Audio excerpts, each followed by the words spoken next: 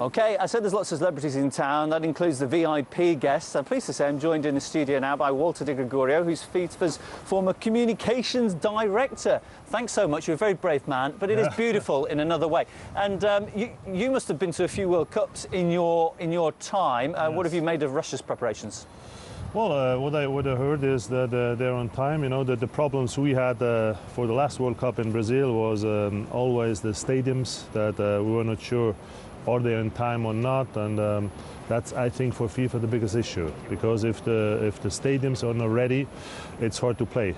But I think in Russia they're on time, and that's good. And it is what we've been hearing consistently, that the stadiums are pretty much ready. So that's one of the biggest things. But going further than that, Gianni Infantino has said today, in his opinion, and this is quite a bold thing to say at this stage, he thinks that this could be the best World Cup ever. Now, I mean, that's promising a lot. Why would he do that? Well, you know, it's every World Cup is always the best, because it's the latest, and so he's doing a bit of your job there. Well, actually, positive spin. I think it's always you cannot compare the World Cups. You know, the World Cup in Brazil is different than it will be in Russia, and in Qatar will be another World Cup. So I think to start to compare is difficult. It's like comparing you know, eggs and potatoes, but it will be an amazing experience for everybody, and I think it will be the World Cup of the little teams, the small teams. That's what I think. Well, I mean, it is significant, isn't it? Because Russia hasn't had a World Cup before, so it will have that different feel, that different culture,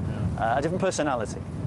Yes, I think for a lot of people, Russia is an unknown black box, you know, so, and in a positive sense, way. They really want to come, not only for football, that's at least what I hear when I talk to people. They really want to use this opportunity to see something more than just football. They want to go beyond football and just experience cultural life here in Russia.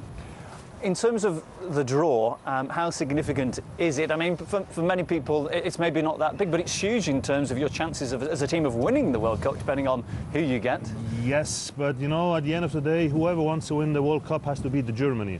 So no matter what the groups will be today, at the end, at a certain stage, you have to face Germany, and if you beat them, then you have a good chance to win the cup. But I think it's more, you know, there are some special games that have a special history, but in terms of chances or not chances, I think it doesn't matter. And I'm just going to edge this way and try and use you as a block from the snow. Thank goodness you're a tall person. Yeah.